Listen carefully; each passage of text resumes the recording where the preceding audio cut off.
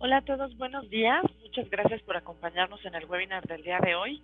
Vamos a dar un par de minutos para que se integren todos los participantes y damos inicio. Gracias.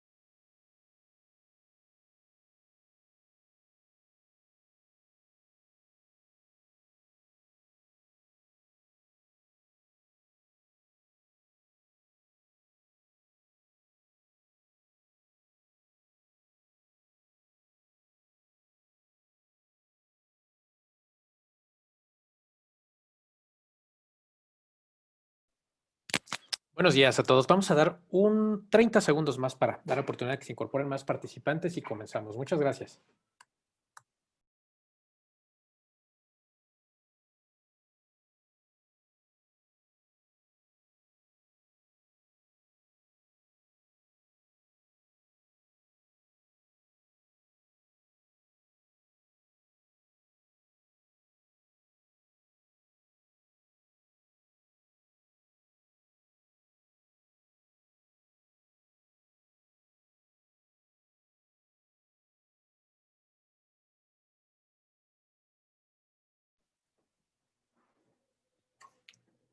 Muy buenos días a todos. Bienvenidos. Estamos de nueva cuenta en nuestro tradicional webinar de miércoles de capa 8. Hoy estamos muy contentos porque tenemos de nueva cuenta un super experto en temas de transformación digital y seguridad, sobre todo en el ámbito financiero. Estaremos hablando hoy de seguridad de banca digital y nos acompaña Rogelio Nava.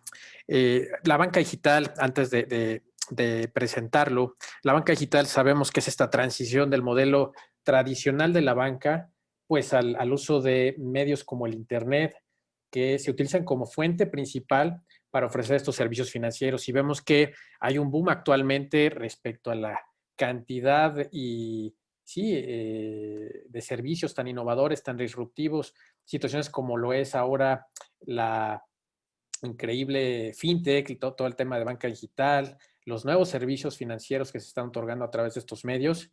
Y bueno, Rogelio precisamente el día de hoy nos estará platicando acerca de todas estas innovaciones y de lo que los controles de seguridad y las consideraciones en la materia que se requieren para todo este tema. Rogelio, es un placer tenerte como como usualmente lo venimos haciendo últimamente estas semanas. Ha generado mucha expectación el escucharte y es por eso que estamos más que contentos y felices de que nos acompañes el día de hoy. Bienvenido. Sin mayor preámbulo, te cedo la palabra para que podamos iniciar. Bienvenido, Rogelio. Juan Pablo, Ana, muchísimas gracias. De verdad siempre es un gusto estar platicando con ustedes y muchas gracias a todos los que se conectan hoy aquí. Buscamos siempre darles tanto valor como nos es posible. Hoy vamos a platicar de un tema que a mí en lo personal me apasiona y espero que yo les pueda compartir esta experiencia y esta pasión de una forma que a ustedes les haga mucho sentido, pero sobre todo les agregue mucho valor. Es un tema muy extenso, lo digo literalmente. Hemos buscado incorporar en la presentación del día de hoy lo que consideramos son los aspectos más relevantes. Sin embargo, yo les pediría que a lo largo de la presentación fueran tomando nota de las preguntas. Al final daremos un espacio para hacer preguntas y que nos las compartan. Si hubiera algún tema incluso que por alguna razón, como les comento, de extensión, llegáramos a no tocar, y nos lo pueden compartir al final, lo podríamos considerar en una sesión posterior para profundizar en algunos temas. Es mucho el material, así que voy a comenzar por platicarles. Hoy, efectivamente, como bien apunta Juan Pablo, el tema de la banca digital es la transición que han hecho las entidades financieras, concretamente los bancos, hacia a la tecnología, esa transformación digital para las entidades financieras. Lo que buscan es apalancarse de la tecnología para, con varios objetivos: tener mayor cuota de mercado, apalancarse de la tecnología para disminuir gastos, para incrementar la productividad, para incrementar el control. Cada entidad bancaria tiene sus propios estímulos y sus propios objetivos para utilizar la tecnología. Concretamente podemos definir a la banca electrónica como el conjunto de servicios y operaciones bancarias que las instituciones realizan con sus usuarios a través de medios electrónicos, que son esencialmente esos medios electrónicos, pues todos los equipos, ¿no? Switches, routers, almacenamiento. Hay, de verdad, hay una oferta abrumadora en el mercado hoy en día de equipo. Medios ópticos de cualquier tecnología, sistemas automatizados de procesamiento de datos, redes, telecomunicaciones. No importa si estos son públicos, si son privados, si son en la nube, si son rentados, si son compartidos. Al final, estos medios son los que nos permiten llevar estos servicios hacia todo el mercado. El objetivo es que toda la gente que hacemos uso de los servicios lo podamos hacer de una forma remota, desde nuestros, pues digamos, lugares de conveniencia, a través de dispositivos electrónicos como teléfonos inteligentes, tabletas, ordenadores, terminales, puntos de venta, lectores de tarjeta, entre muchos otros. El objetivo es poder hacer estas transacciones sin tener que desplazarnos a la sucursal. El modelo de sucursal, no obstante que hoy sigue vigente, definitivamente es un esquema en el que ambas partes, tanto la banca como el público, cada vez queremos tener menos, ¿no? Y precisamente la banca electrónica nos permite ir hacia ese modelo. Las razones igualmente para deshacernos de las sucursales, pues son muchas, ¿no? Las sucursales son onerosas, cuestan mucho dinero, el nivel de negocio no siempre es el que se espera, pero bueno, al final es por tener una presencia y brindar el servicio. Hoy esos esquemas están migrando hacia modelos innovadores, ¿no? Aquí voy a mencionar algunos que son realmente ilustrativos, pero hay muchos más. Está, por ejemplo, la banca por Internet, que fue el servicio con el que comenzaron prácticamente todos los bancos. Posteriormente, con la evolución tanto de los paquetes de datos, la cobertura en datos en los smartphones, los mismos smartphones han venido evolucionando a pasos agigantados y cada vez ofrecen muchas más capacidades, y eso nos ha permitido llevar estos servicios a aplicaciones que se instalan en estos servicios, en estos equipos, y ahí nosotros podemos hacer nuestra operación. Otro ejemplo son los cajeros automáticos, que pues, nos permiten hacer tanto el cash out, la sacada de dinero de mi cuenta, materializar el dinero en efectivo, y hacer depósitos, pagar servicios, solicitar créditos, solicitar estados de cuenta, servicios adicionales con los que podemos nosotros operar nuestros activos.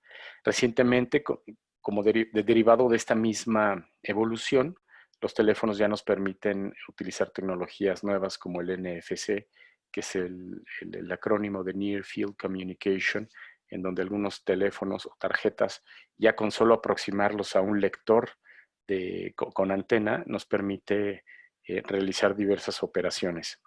Están también dispositivos que nos permiten conectar a nuestros equipos, como estos dispositivos son lectores, aunque son lectores de tarjetas,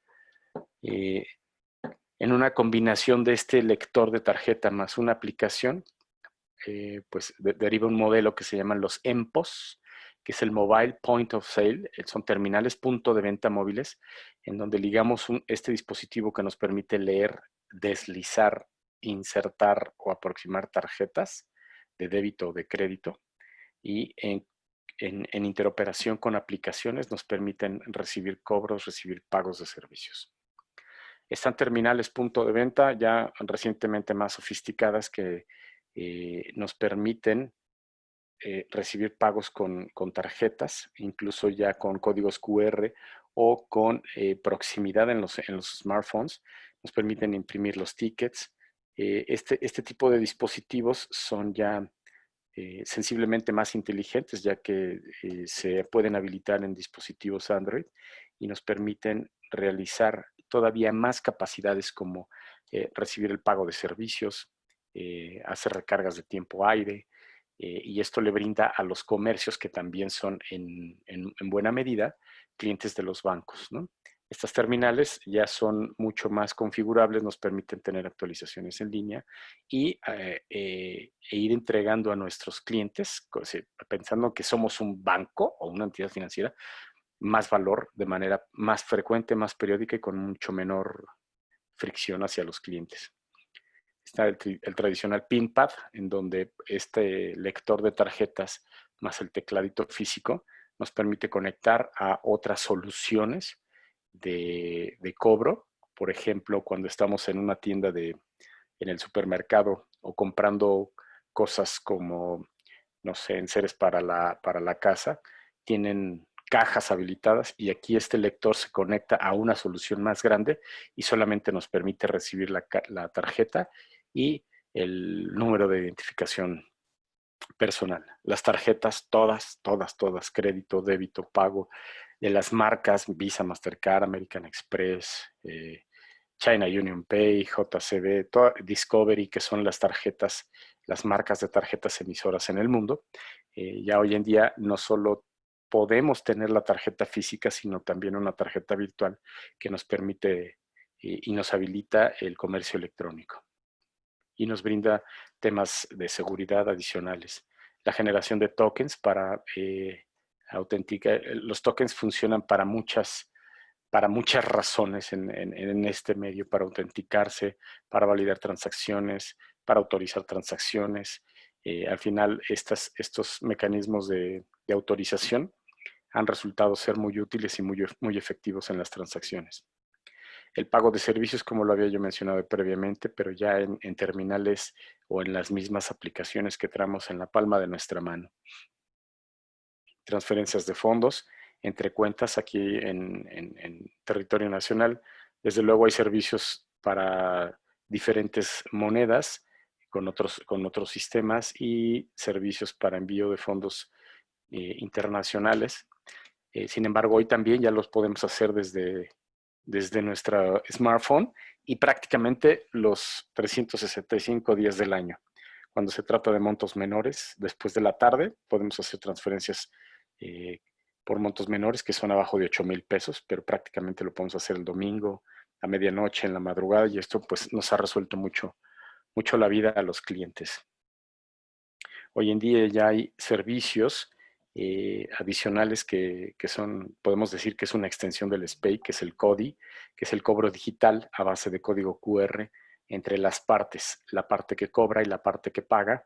Se realiza una transacción comercial, se exhibe el código QR, ya sea el de cobro o el de pago, y la transacción sin necesidad de efectivo, sin necesidad de tarjeta, la transacción se concluye en ese mismo instante. Esto habilita a, pues, particularmente muchos comerciantes que no tienen la capacidad para instalar grandes infraestructuras pues, tecnológicas concretamente para poder hacer estas transacciones. Y ahorita vamos a ver qué implica esto. Las ligas de pago, en donde yo habilito este sistema y yo le comparto a alguien una liga para que me pague, o para yo pagarle, la persona entra, pone su cuenta y recibe el dinero en su cuenta, sin necesidad de trasladarse siquiera. Esto funciona muy bien para transacciones en donde la tarjeta no está presente. El e-commerce, que bueno, pues este es hoy en día en situación de pandemia, pues así ha tenido un repunte importante porque al todo el mundo recluirse en sus hogares o en los lugares en donde se resguardan, pues nos ha permitido mantener una calidad de vida aceptable en la mayoría de los casos, pero nos ha permitido desde comprar cosas, comprar servicios que van desde alimentos hasta cuestiones adicionales que se requieren. Pero bueno, finalmente es el e-commerce uno de los principales casos de uso de la banca electrónica. Hoy en día están saliendo modelos novedosos en donde se prevé que vamos a estar recibiendo mayores ofertas de servicios bancarios con base en la geolocalización, que esto es un aporte también de nuestros smartphones. Todos los comercios que anteriormente no podían tener la capacidad de recibir pagos con tarjeta o transferencias bancarias, con este tipo de soluciones ya se les habilita. Entonces, abarrotes pequeños, farmacias, ferreterías, papelerías en el interior del país que tradicionalmente solo reciben efectivo, con esto ellos tienen ya la posibilidad de recibir pago, no solo con tarjetas, sino también con CODI, por ejemplo, o transferencias de fondos. Y esto, en general, lo que permite a este tipo de comercios es incrementar su masa de su participación en el mercado y como en consecuencia tener un progreso relevante en su modelo de negocio. Al final, pues bueno, toda esta funcionalidad se puede traducir de cara hacia los clientes, ya sean personas físicas o empresas, en tener mucho más información de manera oportuna y tenemos pues disponibles una serie de reportes que antes era muy complicado obtener del banco. Sin embargo, todas estas novedades, todas estas innovaciones en los servicios de banca, pues tienen detrás una muy fuerte carga de seguridad y de implicaciones que requiere que, pues, en términos de seguridad y con una perspectiva de seguridad, se implementen para que todos estos servicios funcionen de manera aceptable para los clientes, porque de otra forma no funcionaría. Hoy hablaremos esencialmente de tres retos que son por sí solos, cada uno es muy complejo.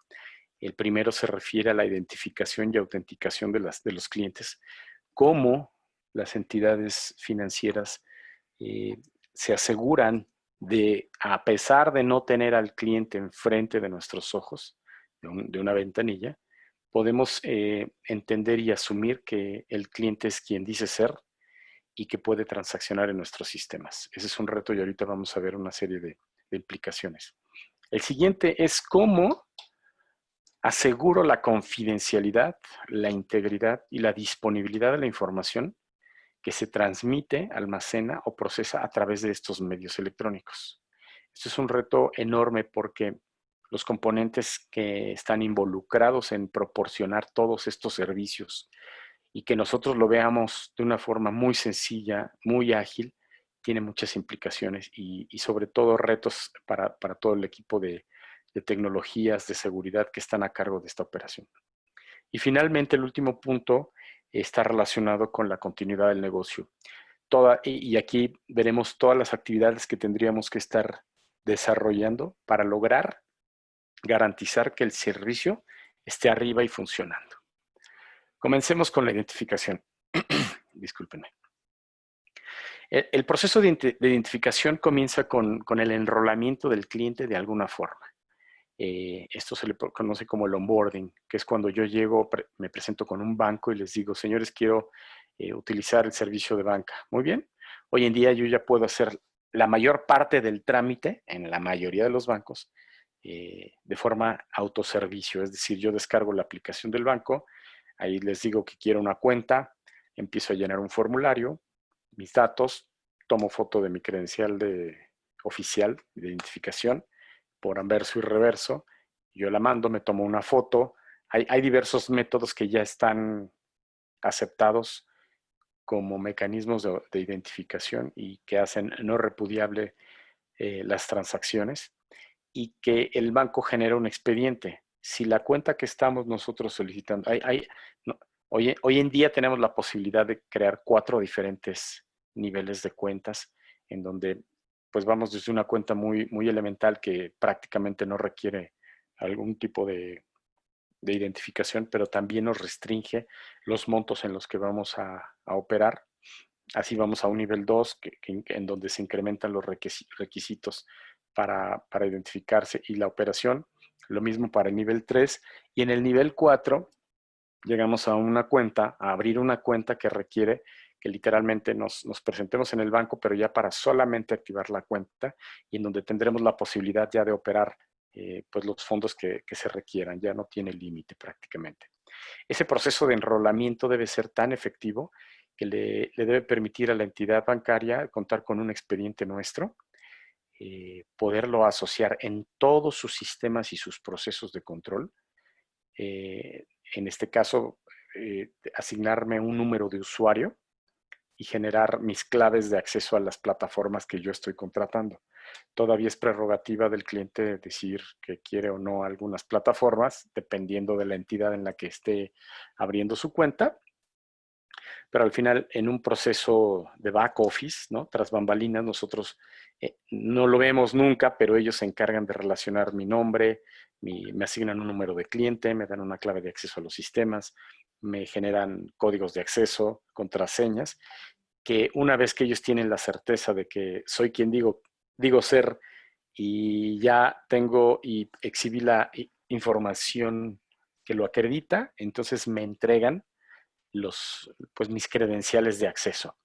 En el entendido, y eso es parte de los contratos, que solamente yo seré el único que las tenga y que no las voy a compartir y que nadie más va a tener acceso a ellas. Aquí es podríamos decir, una sesión de responsabilidades, en donde el banco dice, bueno, yo te entrego esto a ti y solo tú las puedes utilizar. Si algo pasa, las pierdes, las extravías o las compartes, es completamente tu responsabilidad.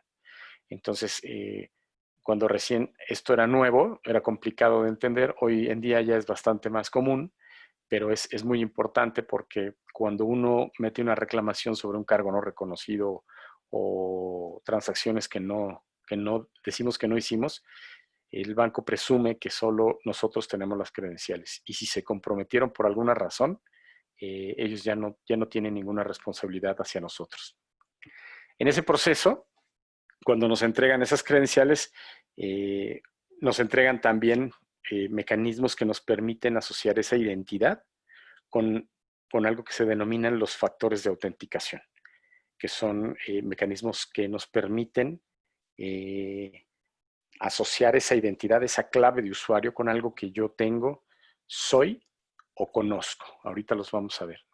Para eso necesitamos la autenticación. Existen actualmente 4 factores de autenticación involucrados en las transacciones de banca electrónica.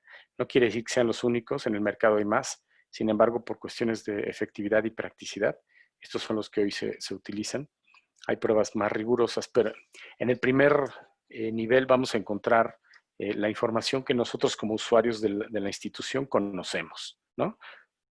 Como por ejemplo nuestro RFC, la fecha de nacimiento, el nombre de soltera de mi mamá, mi mascota, mi primaria, mi secundaria, en fin, hay información que solo yo sé y que cuando nosotros vamos a interactuar con algún sistema telefónico del banco, ellos aleatoriamente nos hacen esas preguntas y nosotros las vamos a responder porque solo nosotros las conocemos, porque nosotros pusimos esas respuestas en su sistema. Alguien que no la conozca simplemente no va a poder autenticarse y no nos dan la sesión. En el segundo caso, en la segunda categoría de factores de autenticación son algo que solamente nosotros conocemos como las contraseñas o el PIN de la tarjeta, el número de identificación personal. Si ustedes hacen una transacción en un cajero automático, pues llevamos 2 cosas. La tarjeta, que es algo que tenemos, y el NIP, que es algo que conocemos. Insertamos la tarjeta, ponemos el NIP y hacemos la transacción. En la tercera categoría tenemos información contenida, recibida o generada en medios o dispositivos sobre los cuales tenemos nosotros posesión, ¿no? Como los tokens, ¿no? Los tokens físicos, los tokens de software, o los challenge response, que es cuando el banco nos manda una respuesta a nuestro celular o nosotros le mandamos un número y él nos regresa otro. Es una interacción que se hace con el banco, por ejemplo. La intención es tener contraseñas dinámicas para que si se compromete la contraseña por una ocasión, a la siguiente ya no funcione. Esto funciona muy bien en tarjetas bancarias de circuito integrado, que tienen propiedades básicamente que impiden la duplicación de esos medios. Esto es importante porque de repente no falta quien escriba su usuario y su contraseña de banca por internet o su PIN atrás de la tarjeta. Y yo sé que por absurdo que parezca, la verdad es que es una práctica más común de lo que pensamos. Entonces, cuando alguien escribe su PIN atrás de la tarjeta y le roban la tarjeta, pues claro que va a poder interactuar porque lleva dos cosas, los dos factores de autenticación. Algo que tiene, que es la tarjeta, y algo que sabe, que es el PIN. Y por lo tanto, pueden transaccionar en un cajero automático, por ejemplo. O si los tokens, estos tokens físicos que tenemos para acceder a la banca por internet, también, ¿no? Esos no se deben dejar a la mano de nadie. Y esos tokens generan un OTP, que se refiere a un one-time password, una contraseña de un solo uso. En la cuarta categoría tenemos información derivada de nuestras características físicas como persona, como huellas dactilares, geometría de la mano, de la cara, de los ojos, patrones de iris o retina. Siempre que esta información no pueda ser duplicada y pues hasta ahora ha habido tecnología que es capaz de distinguir huellas digitales y todas estas características biométricas de los clientes que nos han permitido utilizar este factor de autenticación de manera muy efectiva y sin fricción en los medios en los que lo utilizamos. Y el cuarto factor de autenticación esencialmente es algo que somos y que solo nosotros podemos tener. Entonces, de esta forma se resuelven la identificación y la autenticación. Sin embargo, ¿en qué momentos vamos a utilizar estos factores de autenticación? Bueno, pues por ejemplo, ahorita voy a citar algunos ejemplos. El factor de autenticación categoría 1 se utiliza generalmente para realizar transacciones a través de la banca telefónica, voz a voz. Yo puedo hablar, hay algunos bancos que tienen un IVR, una máquina automática de respuesta, en donde ya previamente yo ya grabé mi voz y a través de mi voz ya me autentican. Y ahí puedo yo solicitar mi saldo, puedo solicitar la activación de mis factores de autenticación, puedo contratar el pago móvil, la activación o desactivación temporal de mi banca electrónica, así como ¿cómo se llaman? Los centros de atención, bueno, mi uso de la banca electrónica. Esos son los casos en los que podemos utilizar los factores de autenticación categoría 1. Los categoría 2 se emplean ya para operaciones monetarias que se realicen a través de pago móvil. Aquí en el pago móvil son transacciones de bajo costo, de bajo monto. Los factores de autenticación categorías 3 y 4 se emplean generalmente para hacer transferencias de recursos a cuentas de terceros en otras instituciones, ¿no? Es común que cuando vamos a enviar dinero nos dice, muy bien, ya tengo la cuenta, ya tengo el monto, ya sé a dónde va, ok, ahora dame un factor de autenticación que puede ser nuevamente el biométrico o el OTP. Para el pago de créditos, bienes, servicios, contribuciones, para establecer o incrementar los límites de monto de operaciones monetarias, el registro de cuentas de terceros, cuando vamos a dar de alta algún medio de notificación como el celular, el correo, un SMS, un WhatsApp, una llamada, cuando vamos a hacer la consulta de estado de cuentas, de estado de cuenta de uno o más periodos, u otras consultas que permitan conocer información relacionada con el usuario y sus cuentas, con nuestras cuentas. También se utiliza para la contratación de otro servicio de banca electrónica, como por ejemplo domiciliaciones de pagos. Se utilizan para el desbloqueo de contraseñas o números de identificación personal de las tarjetas y para el retiro de efectivo en cajeros automáticos. ¿Cuándo no se requiere un factor de autenticación? No se requiere cuando vamos a hacer micropagos, que son montos de hasta 70 UDIs, que son como, ¿cuántos? Son como, ahora les digo, son aproximadamente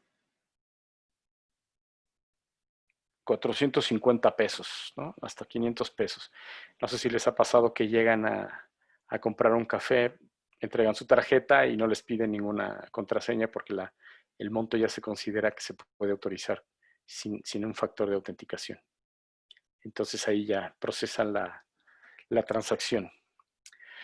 Ahora, ¿qué responsabilidades tienen las instituciones bancarias para proteger toda esta información? Son muchas, en realidad son muchas y aplican a muchos aspectos de la infraestructura. Ahorita vamos a mencionar como las en alto nivel, las que resultan muy relevantes. La primera es cifrar los mensajes o utilizar medios de comunicación cifrada en la transmisión de información sensible. La información sensible es considerada, pues, los saldos, la cuenta, el nombre, las contraseñas, los pines, los valores de los medios, los factores de autenticación. Aquí la obligación de las entidades es proteger esta comunicación punto a punto desde que el dispositivo de acceso recibe la información hasta su ejecución en los sistemas de la institución. Es un cifrado punto a punto. Sin embargo, pues hagamos un ejercicio de visualización e imaginen el número de puntos que toca una transacción electrónica en Internet o en una terminal punto de venta o en un cajero automático. Son demasiados.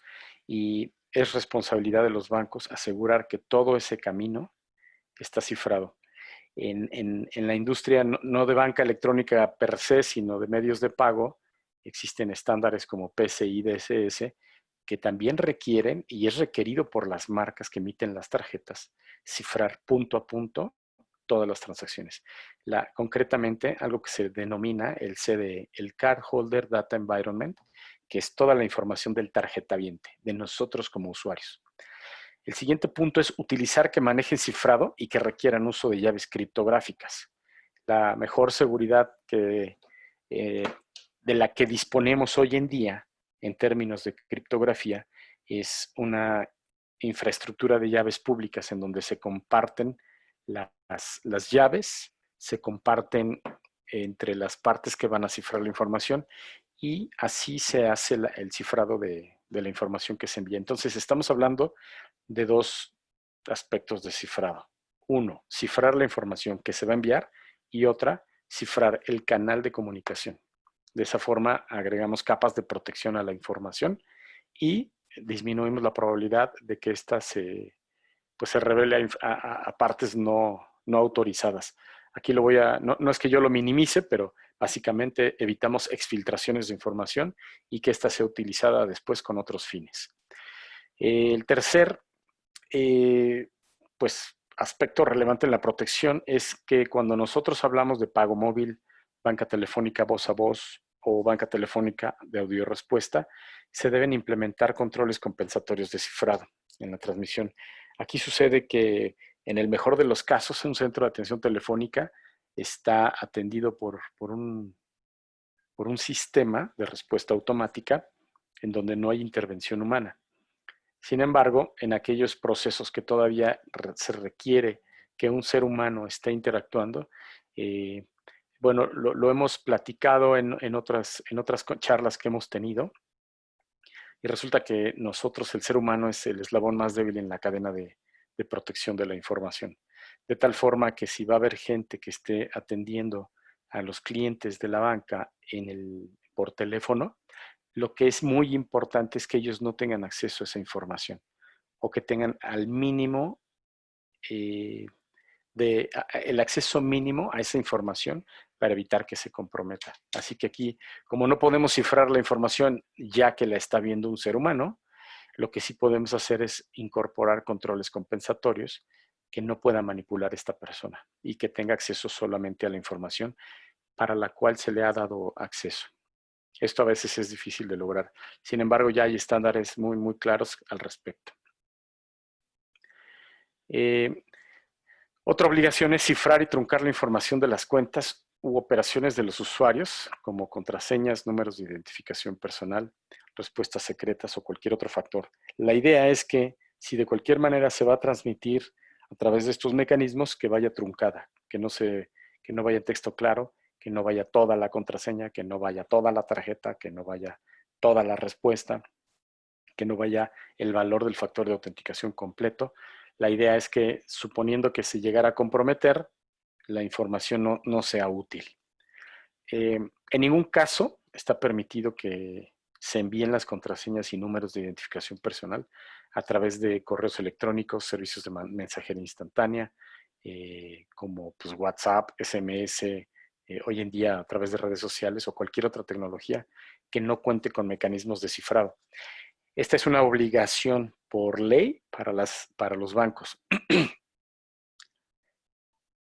¿Es esto lo que obliga a los bancos a enviarnos correos o comunicados en donde se menciona que ellos jamás nos van a pedir nuestra contraseña o nuestras claves de acceso?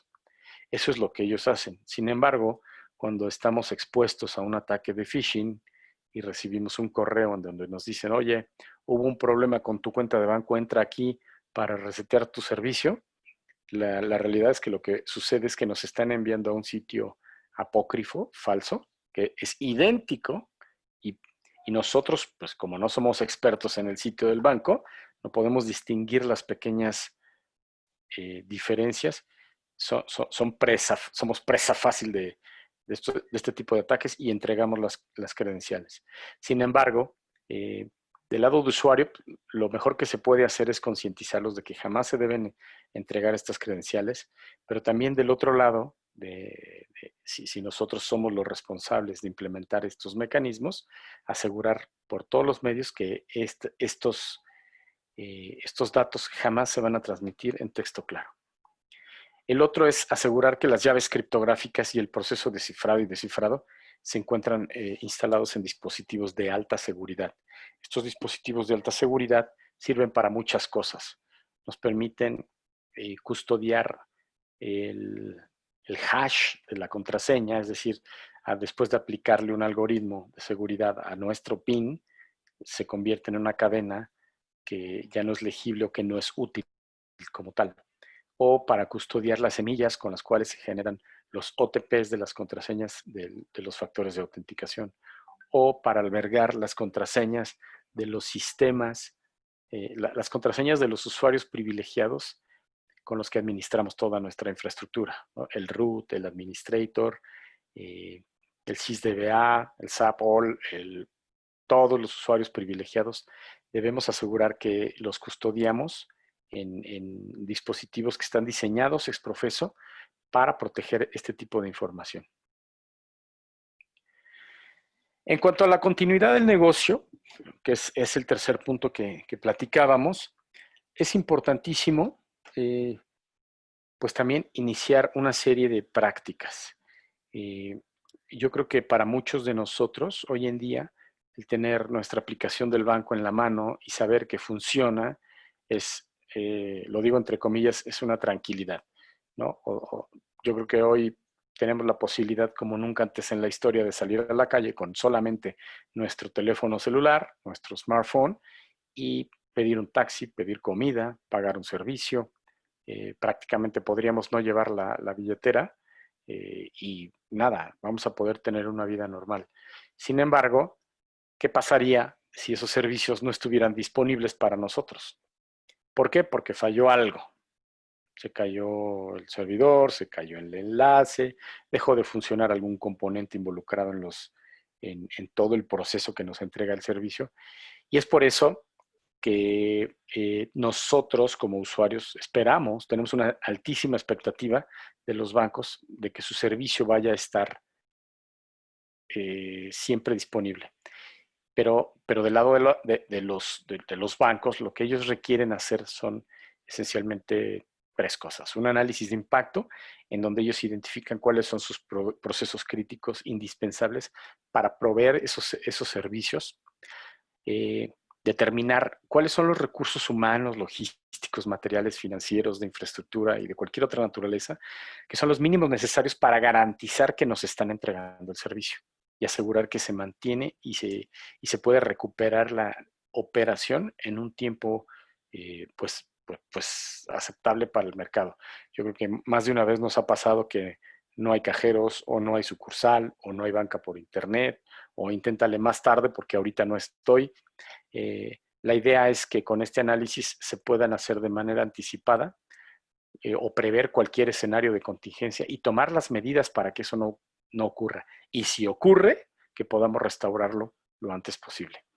Y eso nos lleva a elaborar escenarios relevantes en donde pues, nos imaginamos situaciones teóricas que tienen una alta probabilidad de ocurrir, ¿no? Como desastres naturales y ambientales, enfermedades infecciosas, para no ir más lejos. Cuando por experiencia me ha tocado revisar en algunas entidades este tipo de actividades, generalmente las enfermedades infecciosas o las pandemias como la que nos ocupa, era difícil, si no es casi imposible de imaginarla. Sin embargo, pues esta pandemia nos ha dado un buen golpe de realidad, ¿no? Sí ocurren, sí pasan, así que la tenemos que considerar. Ataques cibernéticos que, pues, sobra decir que los bancos en el mundo están bajo fuego de estos ataques. Hoy yo diría que la guerra ocurre ahí y entonces es una guerra constante para los bancos estarse protegiendo. Sabotajes, terrorismo, interrupciones en el suministro de energía, fallas de la tecnología o de la gente o de los controles, indisponibilidad de la infraestructura tecnológica como telecomunicaciones, procesamiento, redes, indisponibilidad de los recursos humanos, materiales o técnicos. Todos esos escenarios aquí podemos exceder la línea de nuestra imaginación y podríamos definir demasiados escenarios. Sin embargo, cuando somos responsables de definirlos, tenemos que ser tan objetivos como sea posible, porque tampoco es que vaya a haber ni la capacidad de operar tantos escenarios, ni una gran coordinación. Estos son ejercicios que se tienen que hacer de forma gradual para ir mejorando con el tiempo. Estimar los impactos cuantitativos y cualitativos de las contingencias operativas. ¿Qué nos va a pasar si esto ocurre? ¿No? Definir cuáles son las prioridades en la recuperación de todos los procesos que ya identificamos. Tenemos que determinar cuál es nuestro tiempo objetivo de recuperación. ¿En cuánto tiempo? Si se cae los sistemas que tienen la aplicación del celular, ¿en cuánto tiempo nos vamos a recuperar? Oh, pues en 10 minutos. Ok, pues hay que entrenar para que podamos lograr ese tiempo. Si de plano perdimos el centro de datos, ¿cuánta información vamos a perder? Es el RPO, el Recovery Point Objective, que es el punto de recuperación que básicamente nos aportan nuestros respaldos, ¿no? Tenemos que ser capaces de identificar y evaluar los riesgos de todos aquellos involucrados en nuestra operación, y aquí es en donde tenemos que revisar cuáles son nuestros servicios y operaciones que tenemos contratados con terceros, quienes custodian información, y los tenemos que hacer parte de este análisis. Tenemos que determinar cuáles son los riesgos derivados de nuestra ubicación geográfica, concretamente la de nuestros centros de procesamiento. Y bueno, pues lo que tenemos que evitar es que nuestros centros de procesamiento se encuentren expuestos, por ejemplo, al mismo riesgo, ¿no? Si los dos estuvieran, voy a dramatizar, desde luego que es un ejercicio más formal el que hay que hacer, pero que estuvieran los dos en Ciudad de México, pues ahí tiembla, ¿no? Y se inunda y hay pandemia, y bueno, entonces pongamos uno, el primario, aquí y el otro en Jalisco, fuera de esa área geográfica de influencia. Necesitamos desarrollar un plan de continuidad. Concretamente, pues actividades de prevención. Aquí, como también en las enfermedades, en la salud, la prevención siempre va a ser lo mejor. Tenemos que reducir la vulnerabilidad de los procesos y servicios. Esto lo podemos ir haciendo día a día conforme identificamos alguna falla o nos ocurren cosas. Hay que ir atendiéndolas para que no se repitan. Tenemos que asegurar que hay recursos humanos, financieros, materiales y técnicos para actuar de manera oportuna en caso de necesitarlo. Esto lo tenemos que anticipar nosotros. Establecer un programa de pruebas de estos planes y actualizarlo.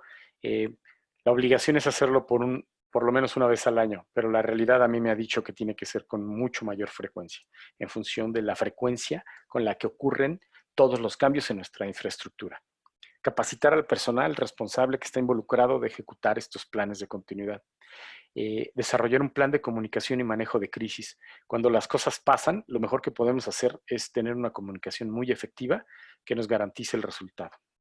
Tenemos que desarrollar un plan de contingencia que nos permite identificar oportunamente la naturaleza de la contingencia, que podamos saber muy pronto qué está pasando y que nos permita contener los efectos de esa contingencia sobre esos procesos críticos que ya identificamos y que nos permita restablecer la operación a niveles de funcionamiento que se esperan, que son los que nos propusimos.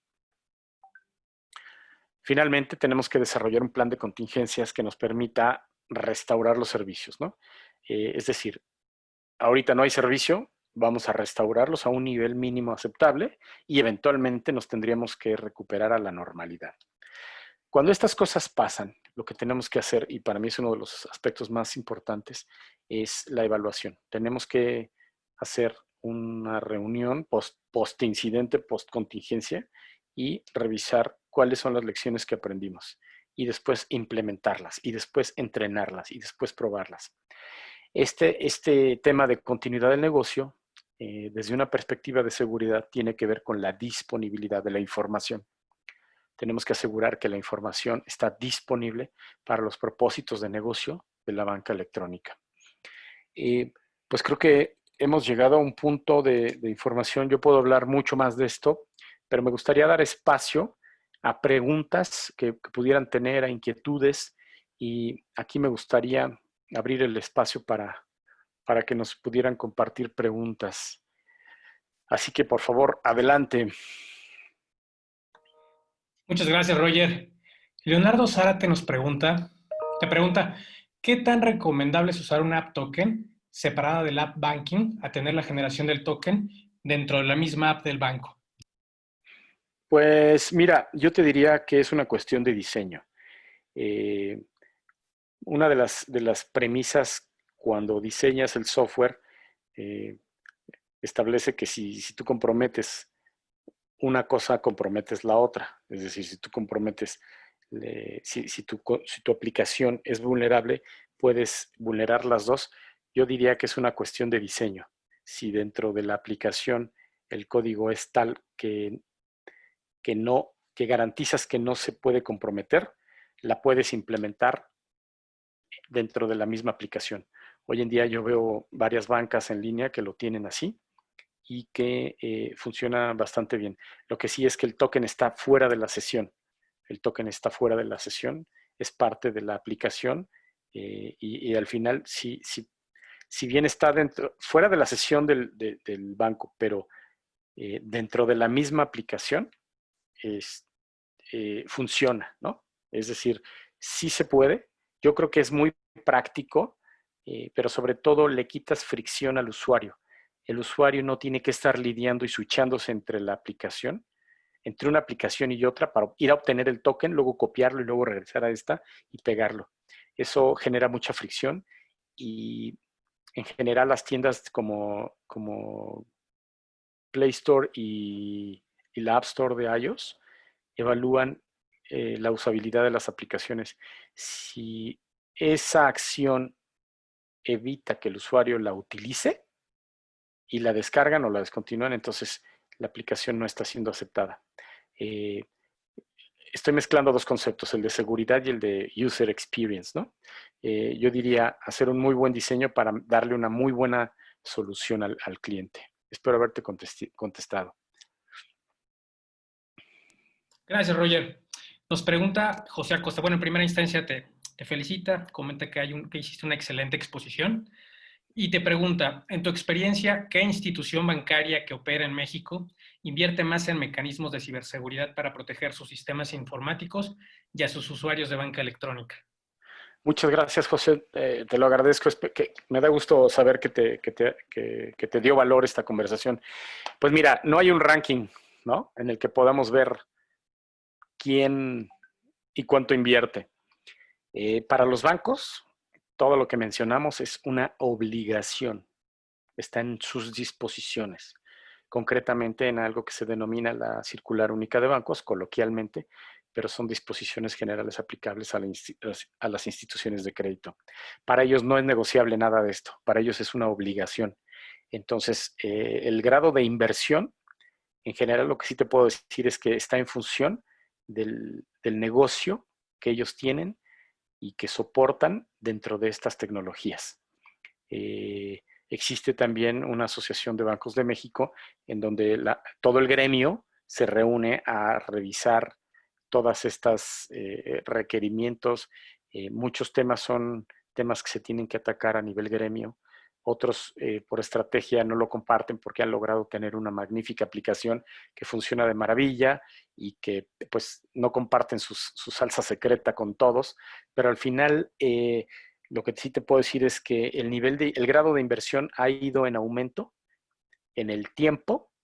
Yo estoy en este negocio desde hace algunos años, pero permítanme, créanme que del 2000 al 2020 ha habido una evolución dramática de los requerimientos de seguridad para los bancos y por lo tanto de la inversión. La inversión, desde luego, se vuelve más apremiante cuando ya tienen incidentes, ¿no? Cuando ya los atacan y toman conciencia de los riesgos a los que están expuestos. Espero haberte contestado, José. Muchas gracias, Roger. No sé si tenga alguien alguna pregunta adicional. Por favor, si la tienen, si nos hacen favor de incorporarla en el botón de preguntas y respuestas. Vamos a revisar si en redes sociales tenemos alguna. Roger, dame un segundo. Sí, claro. Mira, en redes sociales nos están preguntando, Walter, que en algunos países ya se usa para todo pagar por código de barras, pero en Sudamérica aún no. ¿Usted cómo ve el avance de esa forma de pago? ¿Será impulsada por bancos y empresas de servicios de pagos? ¿Cuál será el futuro del dinero físico? Una muy buena pregunta, ¿eh?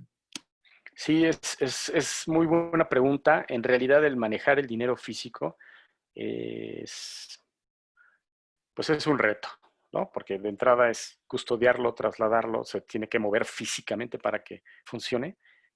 Muchos gobiernos han hecho esfuerzos por disminuir el circulante. Definitivamente, yo lo que sí, por lo que he leído en diferentes papers del Banco Mundial, Banco Interamericano de Pagos, los comités de Basilea, hay como iniciativas en alto nivel para ir disminuyendo gradualmente el efectivo. No se ha logrado porque al final el uso está muy arraigado en la gente. En iniciativas de inclusión financiera se está buscando que toda la población en todos los países que no tienen acceso a servicios bancarios se haga a través de estas tecnologías, y la teoría indica que esto es una iniciativa que permitiría sacar el circulante de la calle y llevarlo a medios electrónicos. Hay países que ya lo lograron, China es uno de ellos, ya cada vez se utiliza menos el dinero, cada vez se utilizan menos tarjetas, pagan todo prácticamente en una aplicación.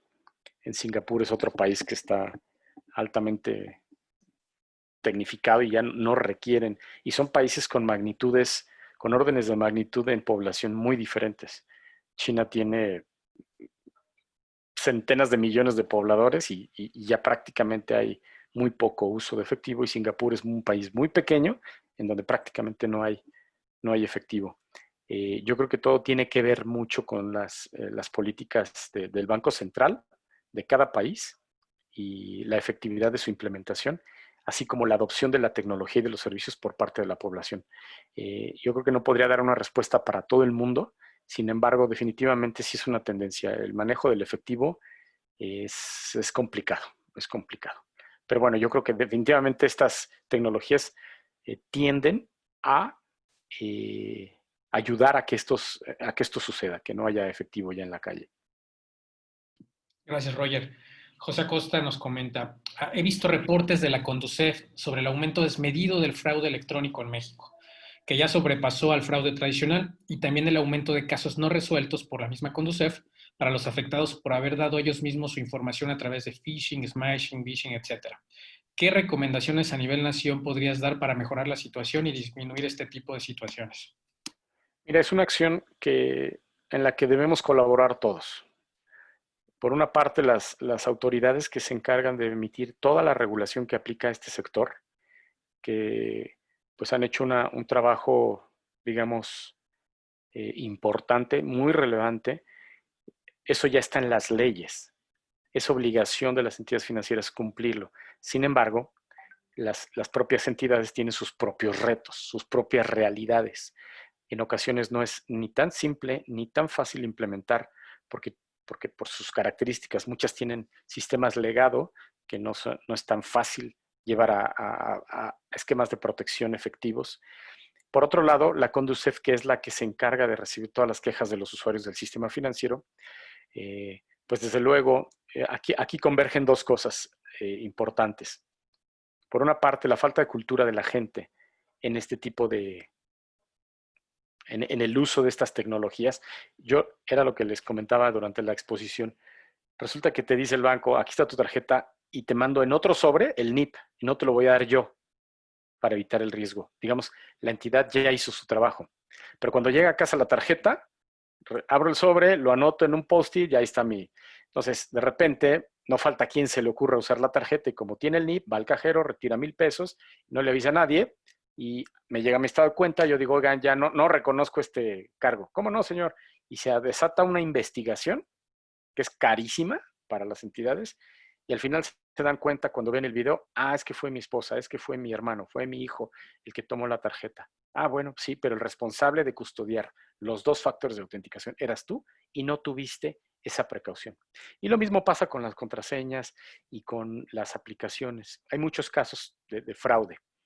Yo creo que es aquí donde creo que es responsabilidad de nosotros como usuarios entender, y para eso falta conciencia. ¿Quién la debería dar? Pues la da el banco, porque para el banco es cara, la da Conducef en algunos foros, pero definitivamente yo creo que es falta de difusión.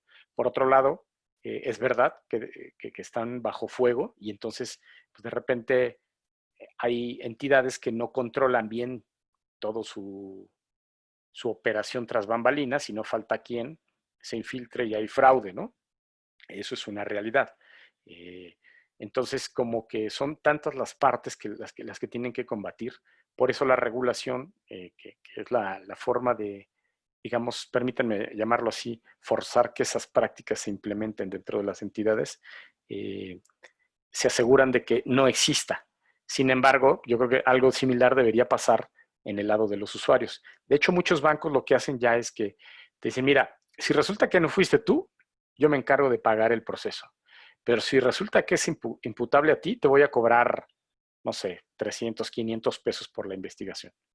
Y entonces ya desestimulan que la gente esté metiendo quejas y por otro lado, estimulan a la gente a tomar acción sobre sus credenciales.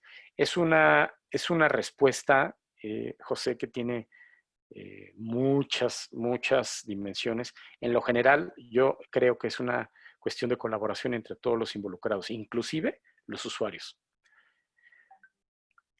Muchas gracias, Roger. La verdad es que todavía hay un par de preguntas. Espero que exista la posibilidad de que las pudieras resumir porque estamos sobre tiempo, Roger. Sí. La primera es de Luis Cuevas, ¿no? Te felicita, dice que es un excelente tema y te pregunta que si consideras que actualmente la regulación bancaria en México está a la par de las nuevas tecnologías o si crees que pudiera estar quedando algo fuera. Y la otra pregunta es de Leonardo Zárate, que comenta que en sistemas onboarding, ¿qué tanto se comprometen los datos de las personas extranjeras pero con nacionalidad dado en el país? Debido a que las apps o las webs validan la data solo con los datos de la entidad que regula o extiende documentos de identidad a nivel nacional. Muchas gracias, Luis. Definitivamente la regulación en México está al nivel, es de las mejores del mundo. Lo sé porque México participa activamente en el Comité de Basilea, que es en donde todas estas iniciativas ocurren. Tenemos una ley FinTech, fue de las primeras en emitir sus reglas. Estamos muy a la vanguardia. Sin embargo, pues la carrera es una carrera que los perpetradores van adelante de nosotros, pero estamos de verdad, yo puedo decir, muy al nivel y contemplan todas las tecnologías. La otra pregunta es sobre... La otra pregunta es que habla sobre los sistemas onboarding. Ya, el onboarding, ¿verdad? Exacto. Depende de qué tan bien implementado esté. De hecho, es fundamental hacerle pruebas de penetración a esas aplicaciones antes de ponerlas en marcha para evitar cualquier vulnerabilidad. El hecho de que consultemos listas, digamos, negras de personas políticamente expuestas o solamente mexicanas, no quiere decir que no se puedan consultar las de todo el mundo. Sí hay listas disponibles, sí hay procesos onboarding que consultan listas negras en línea de muchos países, OFAC, FBI, en fin, hay muchas agencias que aportan información. Yo creo que tiene que ver más con la implementación del onboarding que con la calidad, que con el tipo de información que tienen disponible, porque ya hay sistemas que se encargan de eso. Entonces, creo que es un reto de implementación, más que de la nacionalidad de la gente per se. Excelente, Roger. Estamos ya, de hecho, pasando el tiempo, pero fue súper interesante nuevamente agradecerte muchísimo, muchísimo la atención y el escucharte. Y fue una plática realmente muy enriquecedora. Te agradecemos mucho. Y bueno, no nos queda más que invitar a los asistentes a que nos acompañen el siguiente miércoles. Estaremos hablando sobre ingeniería social, que es un tema también muy, muy relevante, dado nuestro contexto de la contingencia. Estará exponiendo Alejandro Aguilar. Y pues esperemos que tengan un excelente resto de semana. Si tienen alguna duda adicional, no duden en contactarnos a través de nuestro correo contacto@capa8.com. Y bueno, cuídense mucho. Gracias, Muchas Roger. gracias. Hasta luego.